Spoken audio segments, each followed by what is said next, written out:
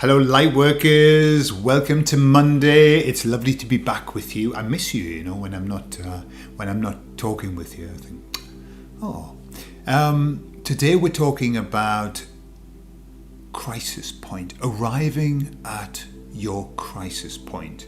And I'm going to use some life lessons that I learned about what that means and about how wonderful it is to reach crisis point.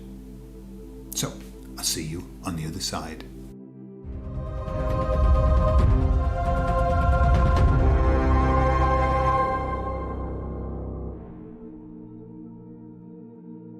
My wife's doing a course on magnetism, healing with magnets and with idiomotor signaling of the body and the body telling you where the problems are. And she was talking about something that the teacher was teaching, which is about a healing crisis. And what the healing crisis is when you have some therapy, whatever it be, and suddenly, like, everything's worse, yeah? And it's called a healing crisis, and it's a good sign. It means that your body's kind of got into action and it's starting to deal with the issue, okay? And because what happens is, like many things, and if we talk about trauma or some, experiences, emotional experiences that we've had, our unconscious mind quite often hides them away and won't deal with them. Why won't they deal with them? Because they don't think that you're ready.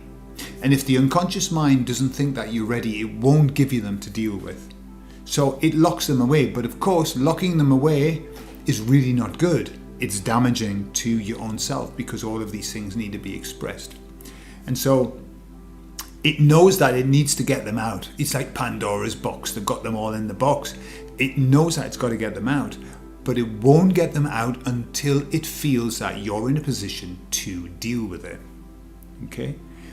And so quite often what happens is this, that people go into a crisis, a life crisis, and they think that everything's terrible. They think that it's bad. It's like the worst place that they've ever been. And what I suppose I'm here to say is that when you go into crisis, it's good. It's very good. In fact, I would go as far as to say that the crisis that you were in, no matter how bad it seems, once you come out of it, once you get through it, and you look back, you are going to say that was the most important point in my life. That was the most important turning point in my life. Okay? So, because understand that the crisis, you have brought the crisis about. You have brought it about. What do I mean by that? You could be in a situation that for you is the worst situation you've ever experienced and you're floored by it. And you could get somebody who has exactly the same experience as you and isn't floored by it. Not bothered. Don't care. How can that happen? That happens because the crisis that you experience is what you create on the inside. Remember, it's not what happens to us. It's how we respond to what happens to us that dictates whether it's a good thing or a bad thing. Remember the story that I told a while ago about the guy whose son came in the house and said, "Oh my goodness, I found a horse. It's brilliant. The horse just wandered into our farm. It's worth a lot of money. I'm going to teach it. It's going to make us lots of money." And the father said, "Well, let's see." And then the next day the son was training the horse and he fell off the horse and broke his leg. And all the neighbors said, "Oh, this is so terrible. Your son isn't able to help you and this is going to be terrible for you." And the man said, "Well, let's see." Yeah.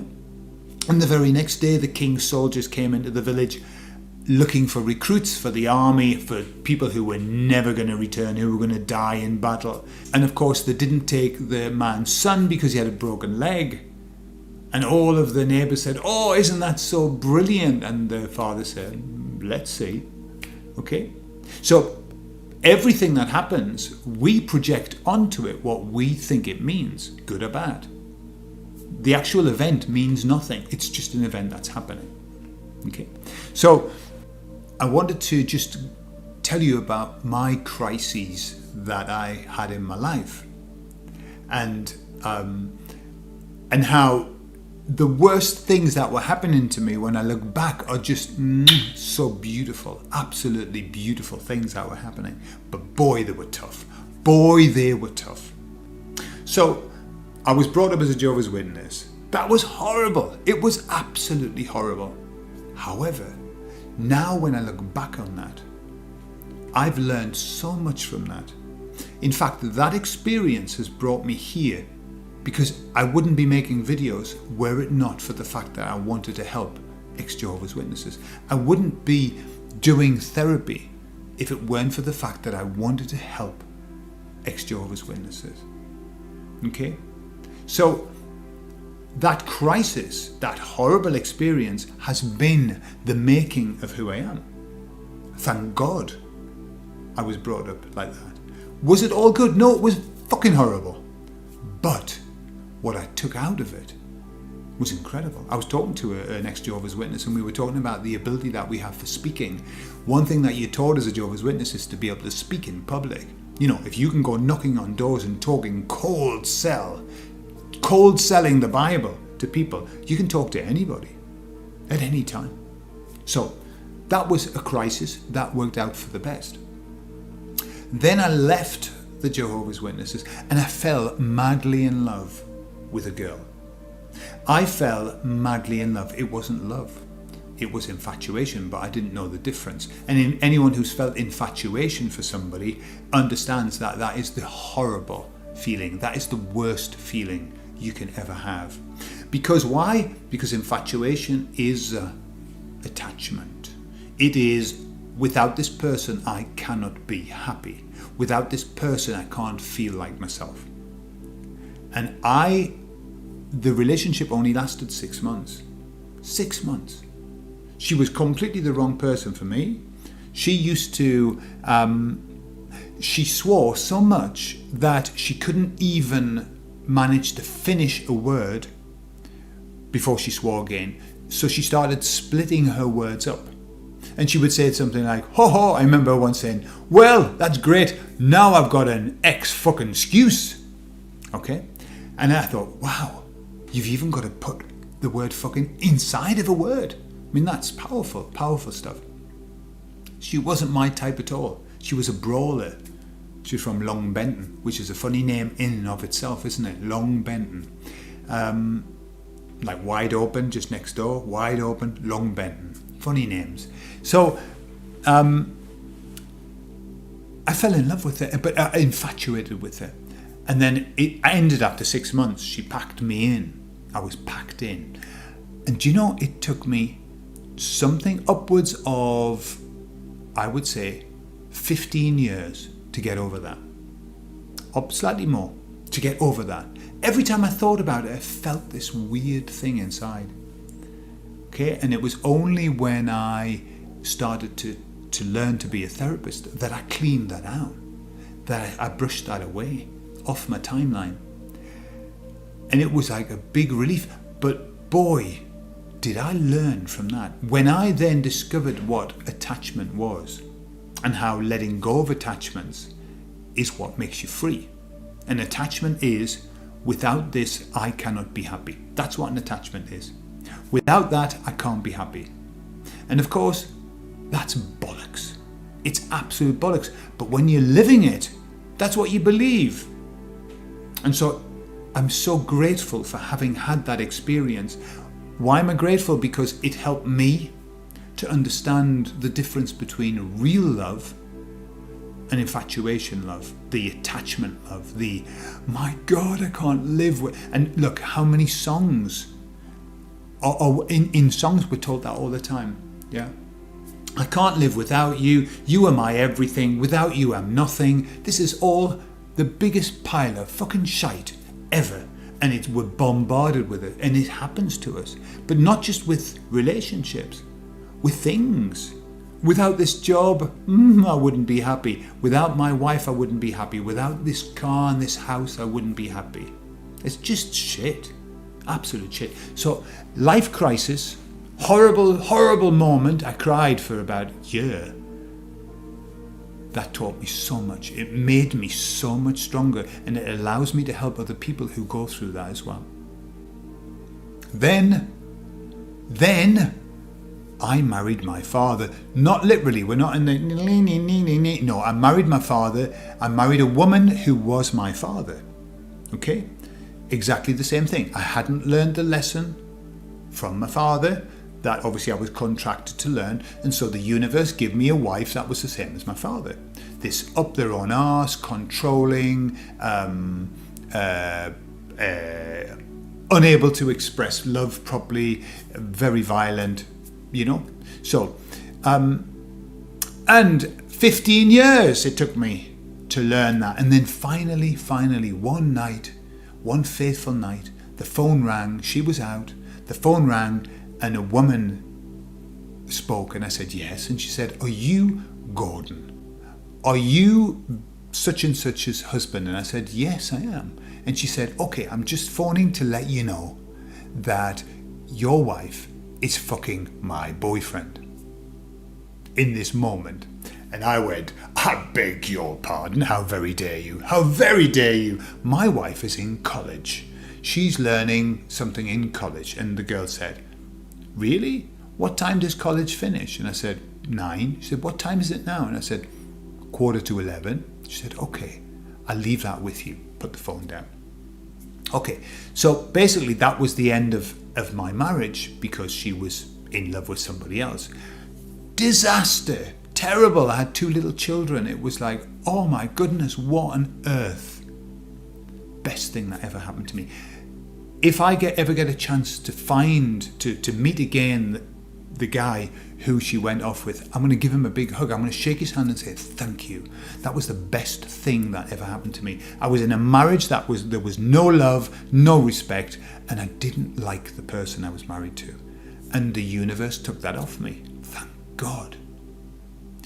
The universe did exactly the same with my job. I was in a job that was paying me tons of money, and I hated every moment of it. I was having panic attacks, stress, anxiety. It was horrific. And the company was taken over, and I got the worst boss you could possibly imagine. I became so ill that I went to the doctor and I said, you got to sign me on the sick. I can't handle this anymore. The doctor did that, and I told them I wasn't going back. Okay, after 20 years with the company, I was devastated. I went from being the production executive flying around the world to being on the dole, and I didn't know what to do. I'd lost my identity. It was terrible. Best thing that ever happened to me. Beautiful. It was horrible at the time, beautiful, because it was at that point that I said, okay, so what am I going to do? The universe, when it gives you crisis, it gives you crisis to kind of say to you, now what the fuck are you going to do? Now what are you going to do? Yeah. And so, even though I made the mistake and I joined the Jehovah's Witness sect again, it just happened to be network marketing, but it was a cult. And I had another little lesson to learn. And this is the beautiful thing about the universe as well, that if you don't learn the lesson the first time, it checks out. It checks you out. If you have had an abusive partner and you haven't really learned from that, it's going to give you another one just to see, right, are you going to go with this person? These are the same. It's the same thing. And if you go with them, you've got to learn your lesson again until you say, that's enough. No more. No more. Now it's time to change. Okay? That's the way the universe is so fair. Right? We've contracted to learn these lessons. It will make sure you learn them. And if you don't, it just keeps giving you the same lesson over and over and over again until you go, now I'm sick of this. Now no more. And some people don't do that. Some people live their entire lives learning the same lesson, and they never learn it. And what happens to come out of that life? And they have to come in again and learn the same fucking lesson again until they get it. Okay, fair enough. That's the fun. That's the game. But when you are not happy, when you are in crisis, understand that means it's time to change. It's time to do something else. It's the universe saying, this is not working for you, baby. Not working. Okay? I joined a bad business. I joined the Jehovah's Witness cult again, just in another cult, and it went tits up. And I ended up bankrupt. And I thought that was the end of the world. I thought, well, what else? What else have I got to lose? What else can happen to me? I've lost my family. I left the house with one suitcase. That's all I had. I left the car, the house.